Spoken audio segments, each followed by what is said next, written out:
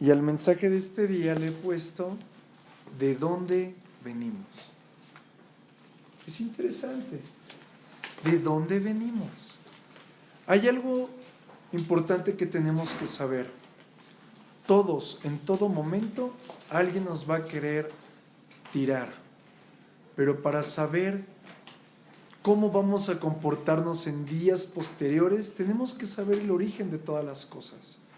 Y por eso me gustaría que oráramos. ¿Qué les parece? Que el Señor nos hable en esta noche, que el Señor haga resplandecer su rostro sobre nosotros. Amén. Así que, Padre, en el nombre de Jesucristo, por favor, Padre, habla a nuestro corazón, habla a nuestra vida, Señor. Enséñanos, Señor. Por favor, sé tú mismo, Señor, hablando a nuestro corazón. Usa mis labios, Señor. Que tus siervos sean edificados. En el nombre de Jesucristo, Señor. Amén. Si no conocemos el origen de las cosas y no conocemos el origen de nosotros mismos, vamos a correr peligro. ¿Ok? Es decir, si nosotros no conocemos nuestra verdadera identidad, estamos en peligro de cometer errores. Y quiero comenzar con lo siguiente. En el libro de Mateo, capítulo 1, del verso del 1 al 17, donde está la genealogía del Señor, la cual muchos se la saltan cuando lo leen. ¿A poco no? Ahora que lo leímos, no. Lo comienzas a leer y dices, ¡ay, qué pereza! Hijo de fulano, hijo de mengano, suegro de sutano. Ah, no, ¿verdad? Igual lo pasa en el libro de Crónicas. El hijo que engendró a fulano, mengano, sutano, Salmón. Ay, como que me dio hambre, pero Salmón tuvo a este y a aquello. Y hoy quiero hablarte de dónde vienes. Y por eso hoy voy a estarles hablando de la genealogía de Jesús. Es decir, mis hermanos, en la genealogía de Jesucristo encontramos cómo nuestros antepasados alcanzaron misericordia. Pero encontramos, cuando lo estuve estudiando, encontré que toda la Biblia brinca en esa genealogía. Aunque no lo crean, no lo vamos a descubrir. Mira, dice, se los voy a leer solamente el verso 1. Y lo vamos a descubrir todo del verso 1 al verso 17. Y quiero que prepares tu corazón y que tú mismo te descubras dentro de la genealogía. ¿Qué te parece? Libro de la genealogía de... ¿Y qué dice ahí? Jesucristo. Es el primer nombre del Nuevo Testamento que aparece. Pero también es el último nombre del Nuevo Testamento que aparece. Es decir, aquí estamos encontrando que verdaderamente Jesucristo es nuestra alfa y nuestra omega. Es decir, mis hermanos, si nosotros comenzamos a encontrar quién es Jesucristo, vamos a poder encontrarnos a nosotros mismos. Esto nos da a notar, si encontramos a Jesucristo en el principio de la Biblia y en el final de la Biblia, nos demuestra que el tema central de la vida de una persona tiene que enfocarse en Jesucristo y la obra de la cruz. Y este año es el año de la plenitud en Cristo. Y no podemos empezar si no sabemos de dónde venimos y hacia dónde vamos. Es decir, en la genealogía del Señor Jesucristo podemos encontrar, o yo lo veo como el resumen de la intervención milagrosa de Dios en el Antiguo Testamento. Es decir, mis hermanos, para que nosotros podamos comprender nuestro origen y podamos vivir en la plenitud de Jesucristo, tenemos que conocer lo que vivieron nuestros antepasados. Me dirás, es que yo no soy judío. Apriétate el cinturón porque a lo mejor hay algo de ello en ti. El libro de Mateo nos muestra a Jesucristo como rey. Y yo lo que puedo ver es que cuando se muestra a Jesucristo como rey, vemos el cumplimiento de todas las promesas y profecías del Antiguo Testamento. ¿Esto qué significa? El cumplimiento de que viene el cielo a la tierra, de que Dios mismo se hace hombre para habitar entre nosotros, pero con un propósito, de que nosotros seamos esa puerta para miles de personas que entren a conocer, no a nosotros, sino a Jesús. En el libro de Marcos yo encuentro a Jesucristo como siervo. Nos muestra realmente el libro de Marcos que Jesús trabajó fielmente para su Padre. En el libro de Lucas encontramos a Jesucristo en su humanidad. Y en el libro de Juan pasa algo extraordinario. Encontramos a Jesús como el Hijo de Dios que vino a dar vida a su pueblo. Curiosamente, Juan 3:16. Vino a dar vida a aquellos que creyeran en Él. Y nosotros, para comenzar a descubrir quién es Jesús, tenemos que descubrir al Rey.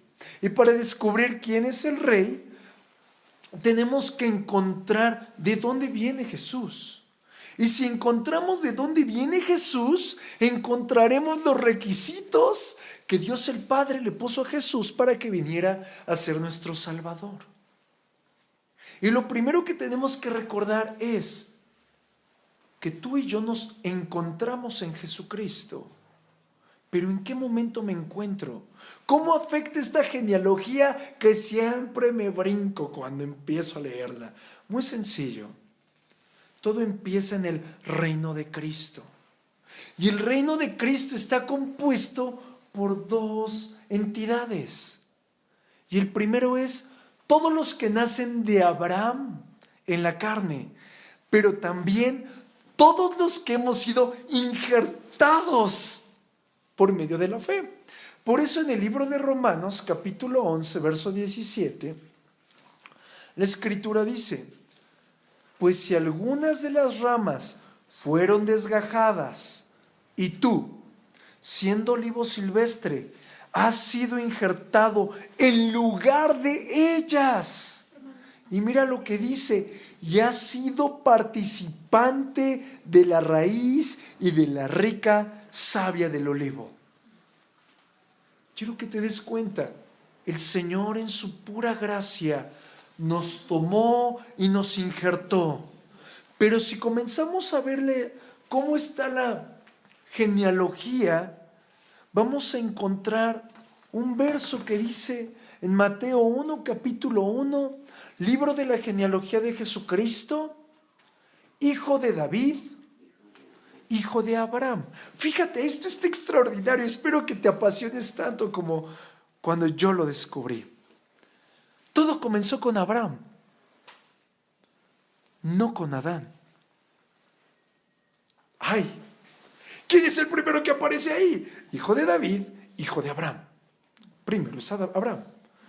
Abraham es el verdadero padre del linaje, no Adán. ¿Por qué?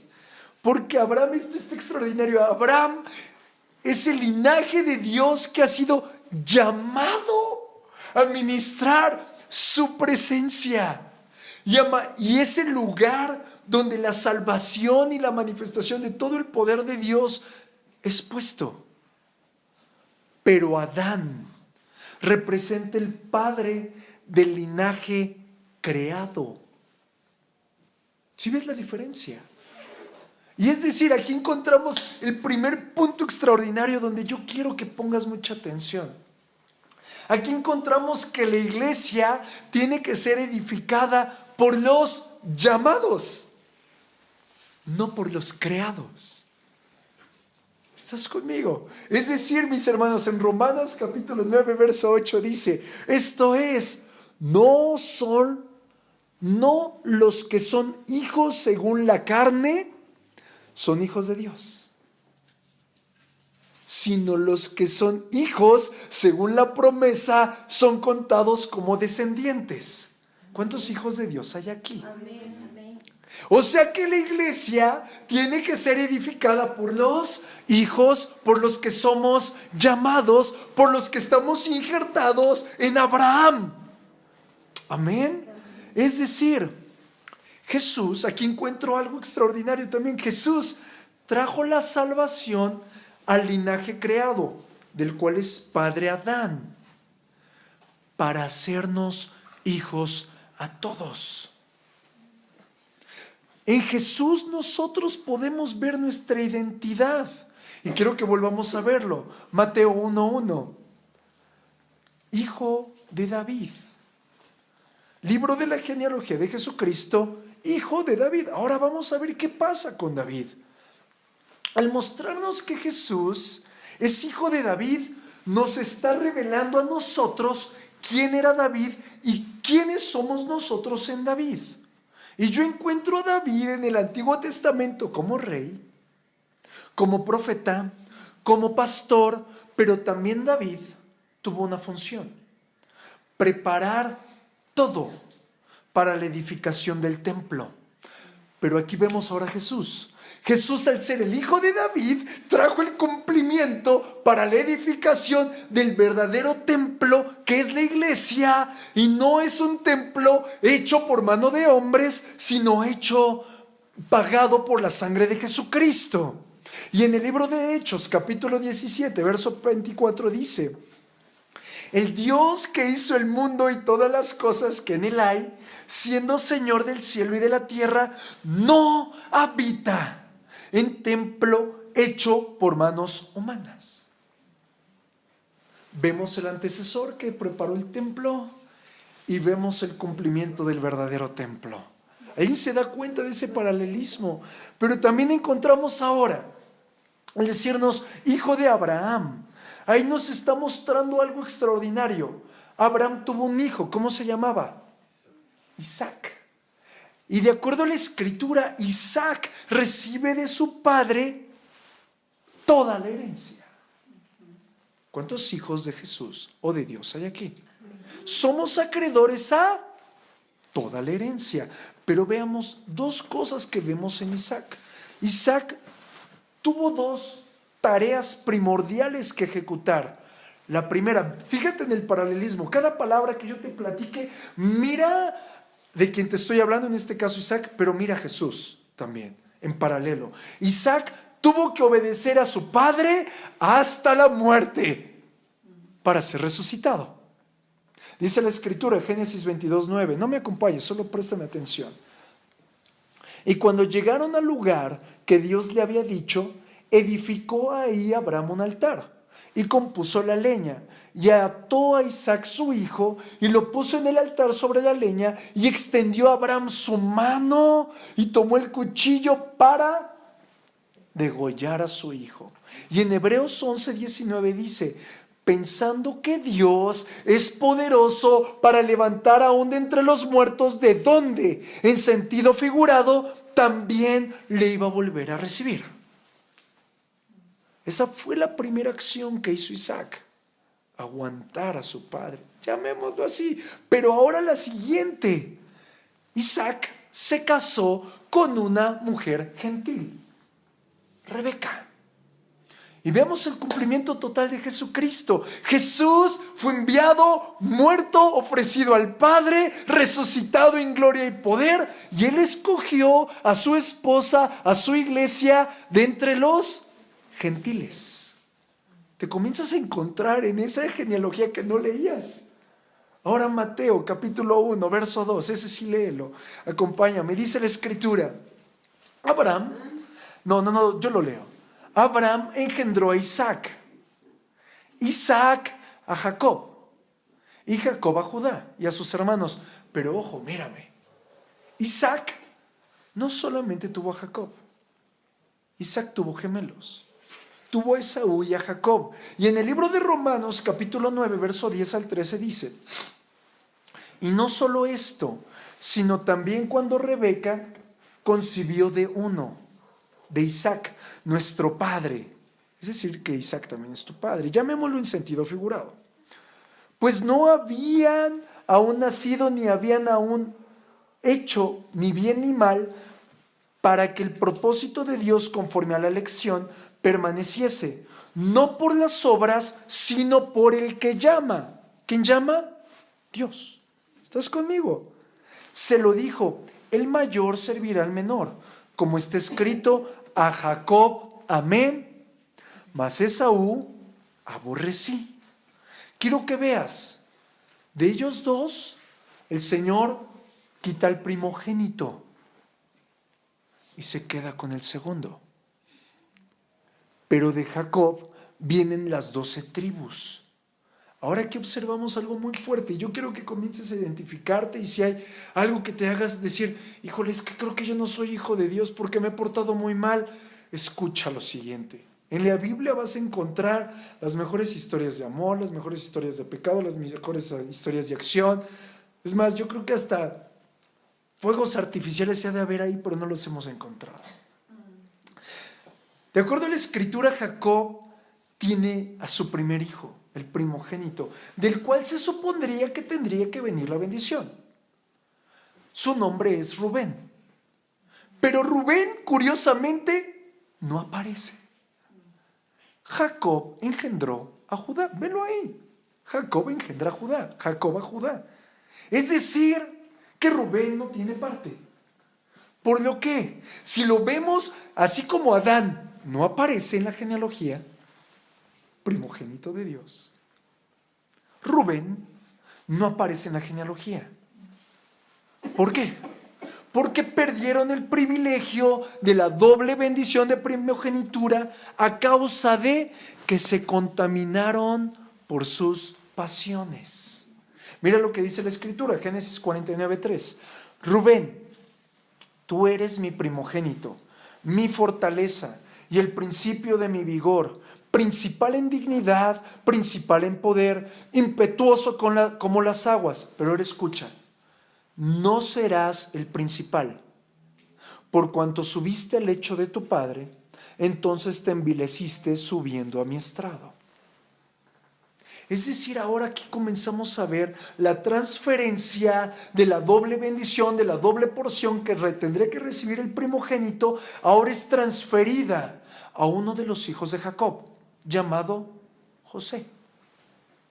Ni siquiera es el último, uno más.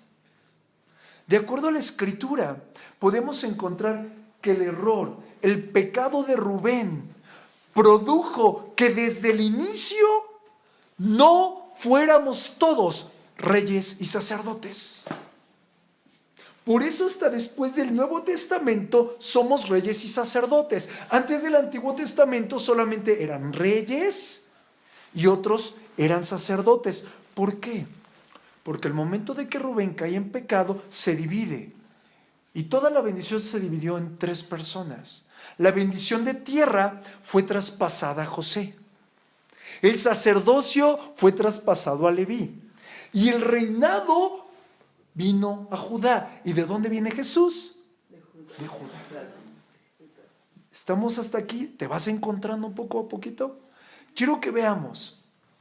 El reino que hereda Judá es un reino transferible. Por eso nosotros podemos vivir en la tierra recibiendo el reino del Señor. No es porque a alguien se le haya ocurrido de, ay, recibe el reino. No, todo está en la genealogía. Pero el punto es de que no la habíamos comprendido. Quiero que veas, el reino efectivamente tiene poder, tiene autoridad, tiene gloria. La misma Biblia me dice que es la herencia de los santos. ¿Alguno se alegra aquí? Gloria a Dios. Y nosotros, al ser descendientes de Jesús, podemos recibir entonces ese poder, esa autoridad y esa gloria. ¿Hay alguno que se alegre de leer la genealogía? Dígame amén. En Mateo 1:3 dice, Judá engendró de Tamar a Fares y a Zara.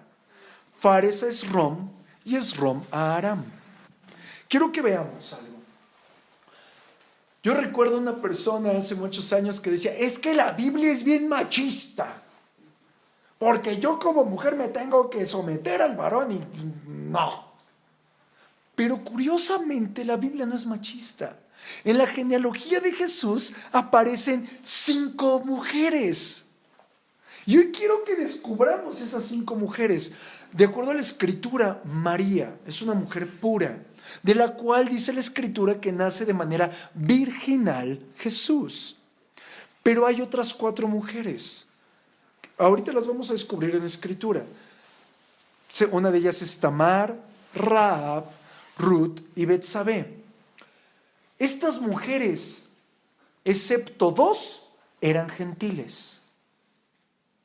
Y si eran gentiles de acuerdo al Antiguo Testamento, eran mujeres que no merecían la gracia de Dios, sino que eran excluidas.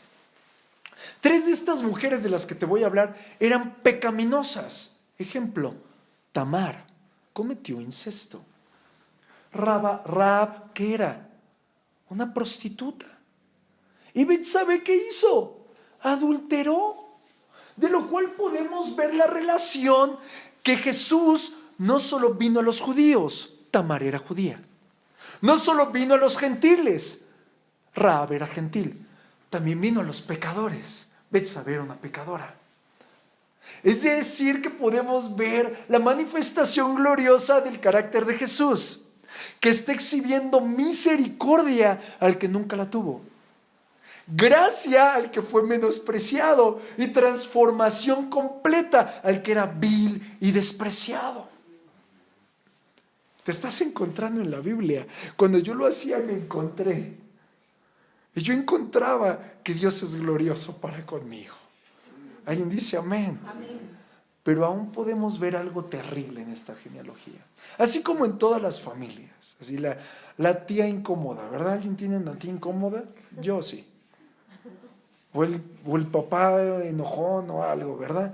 Pero mira, de acuerdo a la Escritura, Judá de Tamar engendró a Fares y a Zara. Pero ¿sabes qué pasó con Tamar? Judá tuvo incesto con Tamar. Ay. Y de esa relación incestuosa nace Fares y Zara.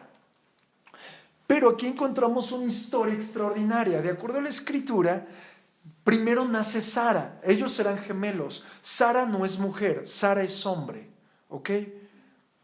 Y de acuerdo a la Escritura, quiero que te lo imagines, este hecho es difícil, pero dice la Escritura que Sara saca la mano del vientre de la madre por la cavidad por donde iban a nacer. Y la Escritura nos dice que una partera le pone un cinturón, un cordón de grana para reconocerlo como el primogénito.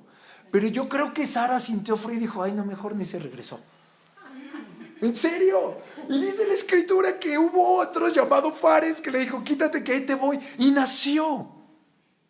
Nació el que no tenía el cordón de grana. Y aquí yo encuentro algo extraordinario. Fares representa a aquellos que no son escogidos por los hombres. ¿Cuántas veces te han rechazado?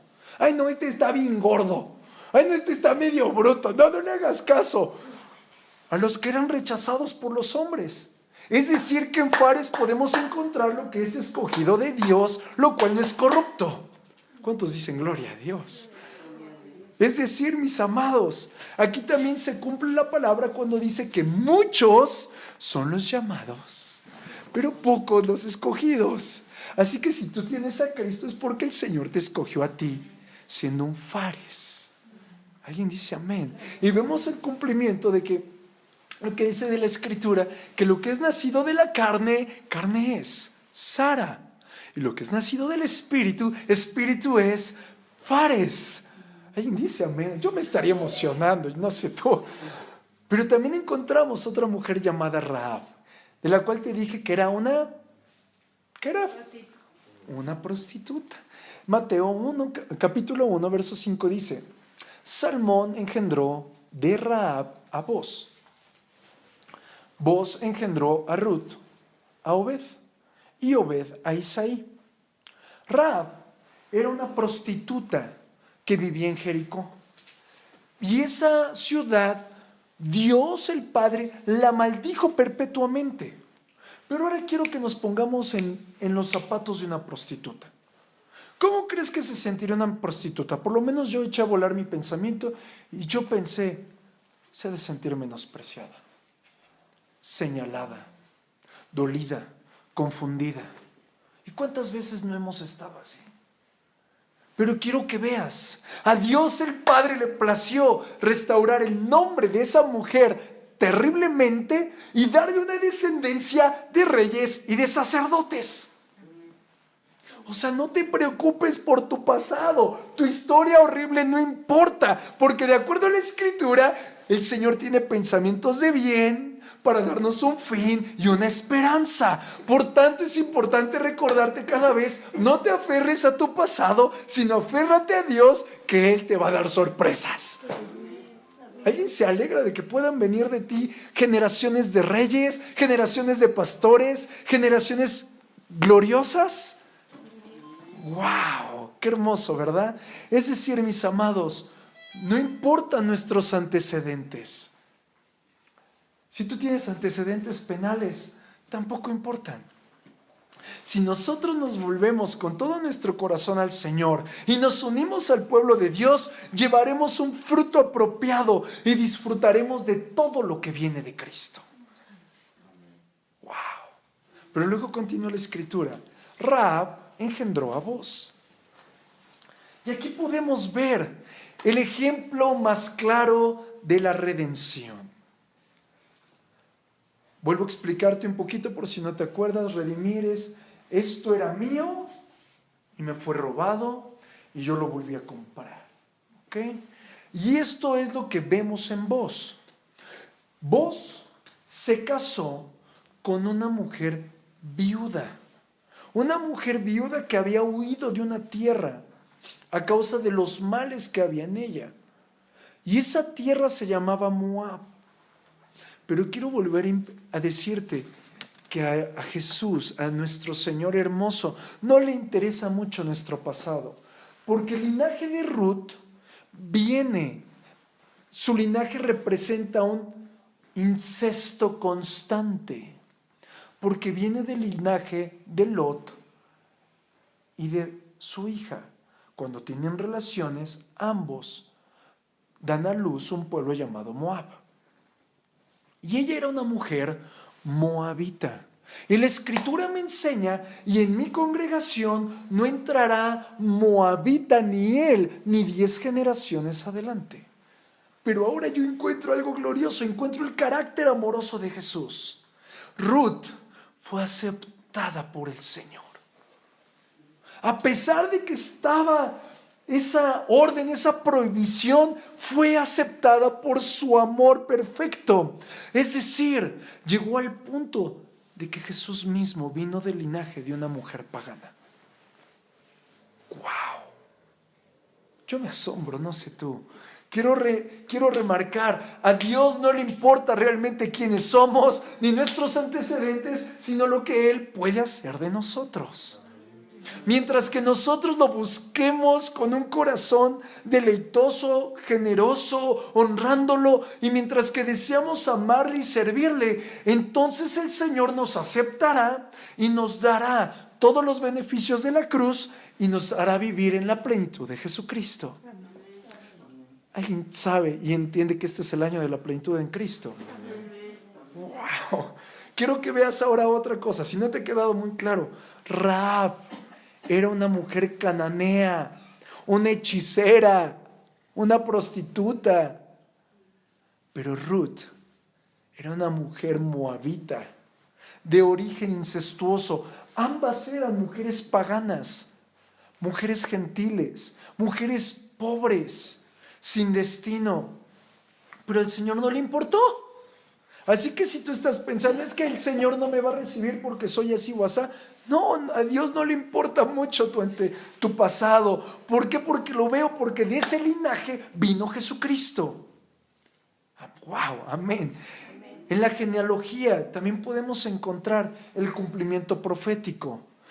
Cuando lo acabamos de leer, dice la Escritura que Jesús vino de Isaí. Es un retoño de Isaí, un vástago de él. Esto fue profetizado por Jeremías, fue profetizado por Isaías, fue profetizado por muchos profetas. Y aquí yo encuentro algo. Y de aquí hay una palabra que yo te quiero decir. ¿Alguna vez Dios te ha dado una promesa? ¿Alguno de ustedes tiene una promesa de parte de Dios? Espérala. Porque en el momento que fue declarada, comenzó todo a generarse en favor de ti para que sea cumplida esa promesa. ¿Por qué? Porque de Isaí vino Jesús. Una promesa que salió de los labios del Padre, tomó su tiempo y tomó su ocasión para que de él viniera la promesa. Es decir, que en nuestra vida todo se va acomodando de acuerdo al tiempo y la ocasión en el Señor. Dice en Mateo 1:6, Isaí engendró al rey David. Y el rey David engendró a Salomón, de la que fue mujer de Urías. Y esto está impresionante, a mí me inquieta mucho esto. Cuando lo descubrí me encantó. Si te pones a contar a los hijos de Isaí, David es el hijo número 8. Y el hijo número 8 o el número 8 representa resurrección. Es decir, que al momento de que el Señor está seleccionando a David, está profetizando la resurrección de Jesucristo. Quiero que veamos otra cosa. David marca el principio de una etapa y la terminación de otra. Marca la terminación de la época de los patriarcas, de Abraham, de Isaac, de Jacob, de las 12 tribus, etc.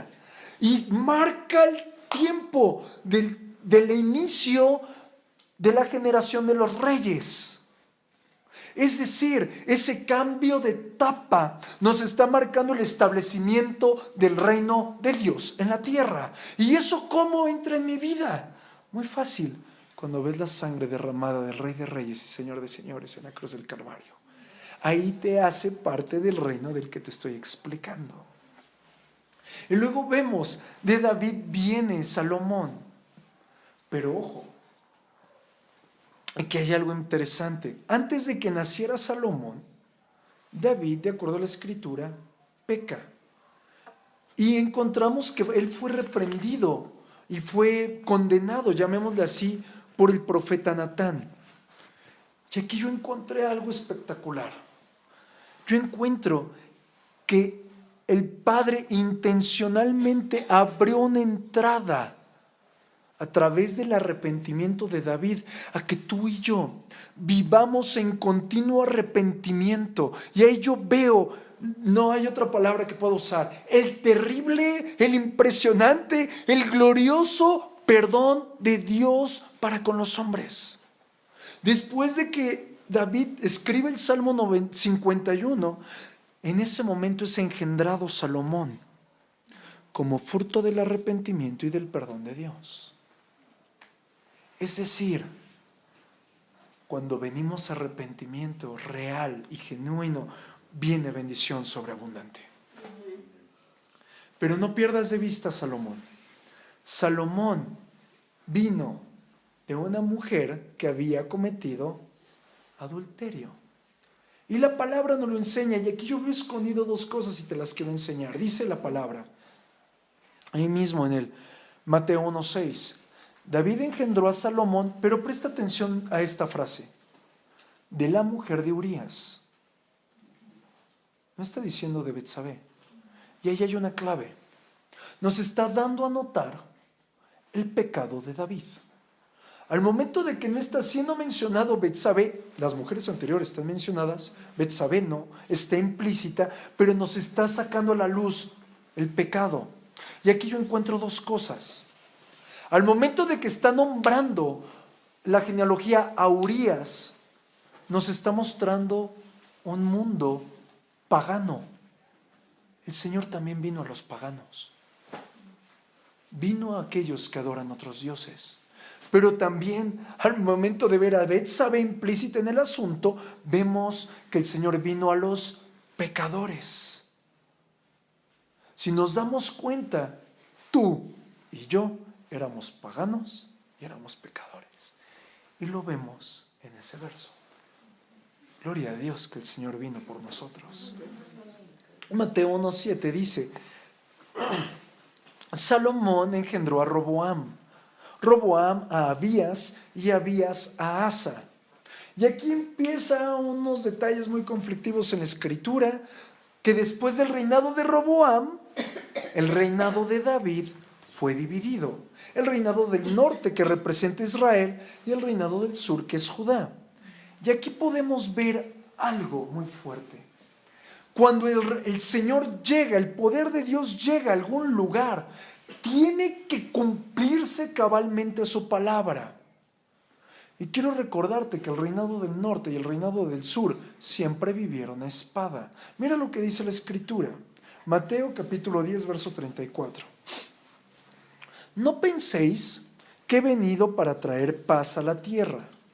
No he venido para traer paz, sino espada. Porque he venido para poner en disensión al hombre contra su padre, a la hija contra su madre, a la nuera contra su suegra, y los enemigos del hombre serán los de su casa. El que ama a padre o a madre más que a mí, no es digno de mí. El que ama a hijo o a hija más que a mí, no es digno de mí. Y el que no toma su cruz y sigue en pos de mí, no es digno de mí. El que haya su vida, la perderá. Y el que pierde su vida por causa de mí, la hallará. Quiero que te des cuenta. Jesús estaba haciendo lo mismo cuando en un lugar, a causa de la naturaleza del hombre, no decide seguir a Dios, viene la división y viene la continua espada. ¿Cómo encontramos familias donde solo uno ama a Dios? Divididas. ¿Por qué? Porque no han querido seguir a Dios. Y quiero que veamos algo. Aquí yo encuentro la exigencia de Jesús. Aquel que dice, no, es que después de que recibas a Jesús, tu vida va a ser miel sobre hojuelas. No, yo encuentro que Jesús nos está exigiendo fijar nuestros ojos en Él y que lo sigamos solo a Él y que Él sea sobre el amor a nuestros hijos, sobre el amor a nuestra familia, sobre el amor a todas las cosas y que Él sea el único. Y esa será el condicionante, llamémosle así, de vivir en una plenitud. Mateo capítulo 1:8 dice: Asa engendró a Josafat, Josafat a Joram y Joram a Uzías. Y ahora vamos a entrar en un tema revoltoso. Anhelo que me prestes mucha atención porque no está muy fácil, porque son muchos nombres. Vuelvo a repetir, acuérdate, Josafat engendra a Joram y Joram engendra a Uzías, ¿ok? Eso dice Mateo 1:8. Pero si comparamos esta genealogía con lo que dice Primera de Crónicas, capítulo 3, verso 11, dice que Joram, préstame atención, Joram engendra a Ocosías, Ocosías engendra a Joás, Joás engendra a Amasías y Amasías a Azarías. Aquí hay 3 generaciones que desaparecieron. ¿Te estás dando cuenta? Conéctate, mi hermano, conéctate. Josafat engendra a Joram y Joram se brinca hasta Uzías. Estamos conmigo. Es decir, mis hermanos, al momento de que encontramos en el Primera de Crónicas capítulo 3 que desaparece Ocosías, que desaparece Joás y desaparece Amasías, encuentro lo siguiente. Si escudriñas la palabra, Joram tuvo un matrimonio con una de las hijas de Acab y Jezabel. ¿Estás conmigo? Y aquí se cumple un principio de la Biblia. Esas 3 generaciones fueron cortadas, fueron arrancadas de la palabra. De acuerdo a lo que dice en Éxodo capítulo 20, verso 5, dice: no te inclinarás a ellas, ni las honrarás, porque yo soy Jehová tu Dios, fuerte, celoso, y aquí viene lo fuerte, que visito la maldad de los padres sobre los hijos hasta la 3ª y 4ª generación. Es decir, que el Señor tuvo misericordia de Uzías. Yo soy la 4ª generación de la cual el Señor tuvo misericordia, no sé tú. Es decir, mis hermanos, Estas 3 generaciones que no encontramos en la genealogía desaparecieron a causa del pecado y la desobediencia. Y el Señor nos está diciendo hoy, día tras día, prédica tras prédica, que el Señor no quiere que uno se pierda. Y yo encuentro a un Dios perfecto, misericordioso en estos días, que está prolongando su misericordia para que todos procedamos al arrepentimiento. Porque Dios lo que quiere es que todos conozcamos su misericordia, su gracia y su amor. ¿Alguien dice amén a eso? Entramos a algo más impactante. Bueno, yo nunca me había divertido tanto con la genealogía. Mateo 1:11 dice: Josías engendró a Jeconías. Sé que son nombres como para ponérselos a nuestros hijos, ¿verdad? Y a sus hermanos en el tiempo de la deportación a Babilonia. Y aquí hay un detalle importante que sale a relucir. Fíjate, dice: Josías engendra a Jeconías. Pero en el libro de Primera de Crónicas, capítulo 3, dice que Josías tuvo a Joacim y Joacim tuvo a Jeconías, otra generación omitida. Y la Biblia te dice por qué. Joacim, en vez de seguir a Dios, fue siervo del faraón y era el recaudador de impuestos del faraón. Es decir, Joacim trabajaba para el mundo. Y la Escritura me dice en 1 de Juan capítulo 2 verso 15: no ames al mundo ni las cosas que están en el mundo. Si alguno ama al mundo, el amor del Padre no está en él. Porque todo lo que hay en el mundo, los deseos de la carne, los deseos de los ojos y la vanagloria de la vida, no proviene del Padre, sino del mundo. Y en Santiago 4:4 dice algo increíble: oh almas adúlteras, ¿no sabéis que la amistad del mundo es enemistad contra Dios? Cualquiera pues que quiera ser amigo del mundo se constituye enemigo de Dios, tal y como lo vimos en Joacim. Pero ahora vino otra consecuencia. Algo le pasó a Jeconías. Para que alguien tenga hijos, le ponga así. Bueno, no, mejor no. La palabra me enseña que el Señor cortó de tajo las generaciones de Jeconías. En Jeremías capítulo 22, verso 28 dice: ¿es este hombre Conías una vasija despreciada y quebrada? ¿Es un trasto que nadie estima? Porque fueron arrojados él y su generación. Fueron arrojados él y su generación, y echados a tierra que no habían conocido. Tierra, tierra, tierra, oye palabra de Jehová. Cuando Dios desprecia a alguien, aún la tierra responde al mandato del Señor, o para bendición o para destrucción. Así ha dicho Jehová: escribid lo que sucederá a este hombre privado de descendencia, hombre a quien nada prosperó. Quiero que veamos esto. Aún el Señor, en los versos que continúan, dicen que nadie que viene de Jeconías se sentará en el trono de David. Es decir, que si no hubiera sido cortado Jeconías, Jesús nunca se hubiera sentado en el trono de David. ¿Y cómo lo sé? Debido a la profecía que acabamos de leer. Ahora vamos al siguiente verso, verso 12. Mateo 1:12. Después de la deportación a Babilonia, Jeconías engendró a Salatiel y Salatiel a Zorobabel. Volvemos a lo mismo, hay brincos, llamémosle así. Y aquí yo encuentro una extraordinaria gracia y misericordia. Dice la palabra: después de la deportación. ¿Y la deportación a qué te suena? Esclavitud. Todos fuimos esclavos del pecado. Todos fuimos sujetos a servidumbre y vivimos bajo el yugo de Satanás. Y cuando yo veo esto, Le doy gloria a Dios, porque de acuerdo a la Escritura, las generaciones que venían antes de María, la madre de nuestro Señor Jesucristo, todo el linaje de María, fueron esclavos en Babilonia. Y de ahí vinieron. ¡Wow! Pero ahora encontramos otra cosa. Dice la Escritura, Salatiel engendra a Zorobabel. Fíjate, Salatiel a Zorobabel. Pero si comparamos esto con lo que dice Crónicas capítulo 3 verso 13, dice que Jeconías, esto está raro, así que conéctate en verdad. Jeconías engendra a Salatiel. Salatiel engendra a Pedaías, así le pondrán a un hijo, ¿verdad? Y Pedaías engendra a Zorobabel. Es decir, mis hermanos, que Zorobabel no engendró a Salatiel.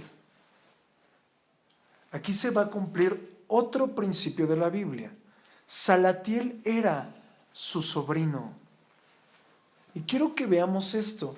Deuteronomio capítulo 25, versos 5 y 6 dice la Escritura: cuando hermanos habitaren juntos y muriere alguno de ellos y no tuviere hijo, la mujer del muerto no se casará fuera con hombre extraño. Su cuñado se llegará a ella y la tomará por su mujer y hará con ella parentesco, y el primogénito que ella diere a luz sucederá en el nombre de su hermano muerto, para que el nombre de éste no sea borrado de Israel. ¡Wow! Es decir, aún nosotros, Dios mismo está levantando una generación diferente. Pero ahora vemos algo extraordinario que a mí me encanta de Zorobabel. Zorobabel, de acuerdo a la Escritura, fue uno de los muchos que reedificaron el templo de Dios. Pero aquí hay una clave. Zorobabel fue preso. Pero si el Señor no hubiera sacado de esa esclavitud a Zorobabel y compañía, nunca hubiera sido levantado el templo y Jesús nunca hubiera nacido en Belén. Y no se hubiera cumplido la palabra, porque después de que viene el tiempo de la deportación, los traen a Israel, los traen a Belén y comienzan a segregarse. Es decir, que vemos en la palabra que los planes de Dios nunca fallarán, porque ¿qué pasa? En primer lugar, se pone el templo y en segundo lugar, se prepara el camino para el nacimiento de nuestro Salvador. Y ahora esto nos involucra grandemente a nosotros. Nos toca ahora preparar el camino para la segunda venida del Señor. Amén. Es decir, el Señor está esperando, de acuerdo a lo que estamos viendo, que nosotros vayamos por muchos al cautiverio que tienen en Egipto, que los traigamos a la casa del Señor y que nazcan de nuevo, pero para que sean introducidos no en un templo hecho de manos, sino una iglesia comprada con la sangre de Jesucristo. ¿Estás viendo el paralelismo? Lo mismo que sucedió con Zorobabel, lo que tenemos que vivir en este tiempo, que es la plenitud en Jesucristo. Mateo capítulo 1, verso 16. Dice la Escritura: y Jacob engendró a José, marido de María, de la cual nació Jesús, llamado el Cristo. Pero aquí hay otra clave. Si tú y yo comparamos el paralelo de este versículo que está en Lucas capítulo 3, verso 3, encontramos una gran diferencia. En Lucas 3, verso 23 dice: Jesús mismo, al comenzar su ministerio, era como de 30 años. Escucha bien, abre tus oídos. Hijo, según se creía, de José, hijo de Elí. Y esa frase me erizó. Según se creía. Es decir, José no era realmente el hijo de Elí. Quiero que lo veamos. Él fue contado en la generación de Jesucristo de acuerdo al parentesco de ley. No por un linaje de descendencia, de que fuera el hijo de Elí, sino que José era el yerno de Elí y Elí era el padre de María. Ahí está, no se quejen los que van a tener hijos postizos, ¿verdad? Es decir, nosotros podemos encontrar que José en la misma escritura no engendra a Jesús. Jesús es engendrado a través de María. Y se cumple la palabra que está en Génesis capítulo 3, verso 15, cuando dice: y pondré enemistad entre ti y la mujer, y entre tu simiente y la simiente suya. Esta te herirá en la cabeza y tú le herirás en el calcañar. Y en Isaías 7:14 dice: por tanto, el Señor mismo os dará señal. He aquí que la Virgen concebirá y dará a luz un hijo y llamará su nombre Emmanuel. Wow. Es decir, mis hermanos, ya estamos terminando, pero hay algo espectacular aquí. Si ponemos atención a la genealogía comienza con el propósito de Dios el Padre y termina con Dios el Hijo. Y me gustaría resaltar 3 personas muy importantes en la genealogía, que es en la manera en la que todos nosotros tenemos que vivir. Y la primera de ellas es Abraham. Representa él vivir por fe. Pero también David, otro, que representa la operación perfecta de la cruz en la vida del hombre. Y María. María nos muestra una vida absolutamente entregada al Señor.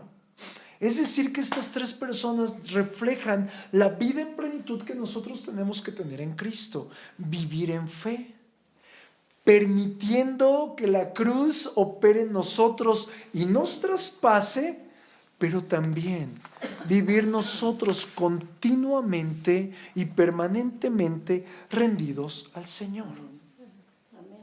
Y en el verso 17, Mateo 1:17, dice: de manera que todas las genealogías desde Abraham hasta David son 14. Desde David hasta la deportación a Babilonia, 14. Y desde la deportación a Babilonia hasta Cristo, 14. Quiero que veas, me encantó. Podemos ver la genealogía o la descendencia de nuestro Señor en 3 periodos. De Abraham a David, que representa el tiempo de la preparación del reinado. De David a la deportación, que representa el establecimiento de los reyes y el reino de Dios. Pero la otra etapa, de la deportación hasta Cristo, y ahí vemos la perversión del hombre, la caída del reino. Y yo encontré algo, y no me malentiendas, pero yo encontré algo raro en el número 14. El número 14 es la composición de 2 números, 10 y 4. Y curiosamente el 4 representa a las criaturas. Espérame, te lo voy a leer. Apocalipsis 4:6. Y delante del trono había como un mar de vidrio semejante al cristal, y junto al trono y alrededor del trono 4 seres vivientes llenos de ojos por delante y por detrás. El 4 representa la creación y el 10 representa la plenitud. ¿Y nosotros en qué año estamos? En el año de la plenitud. Y si entendemos esto correctamente, representa la plenitud de Dios que necesita toda creación de Dios. Pero también podemos ver desde otro enfoque las generaciones. La primera que te dije representa al Padre, el tiempo de los patriarcas. La segunda, que es de los reyes, representa a Jesucristo. Y de la deportación para acá es representada por el Espíritu Santo, que es el tiempo de los gentiles. Si vemos la genealogía, mis amados, inicia con el propósito del Padre con la humanidad. Y finaliza, acuérdate, Alfa, Omega. Dios el Padre, Jesús, el Espíritu Santo. La genealogía finaliza con la manifestación del poder del Espíritu Santo engendrando a Jesús. Pero ahí también yo me encuentro. Esto mismo sucedió con nosotros. Nosotros nacimos en el corazón del Padre. Y luego fuimos engendrados, llegamos a esta tierra y entonces vino el Espíritu Santo y nos engendró como hijos de Dios, colocándonos en el perfecto sacrificio de la cruz. ¿Y Jesús qué trajo? Él trajo consigo luz, vida, salvación, sanidad, libertad, reposo, consuelo, paz, gozo. Es lo mismo que tiene que manifestarse en nosotros como una nueva criatura. Porque si te estoy hablando de un tiempo de plenitud, tiene que manifestarse plenamente Jesucristo en nosotros. Amén.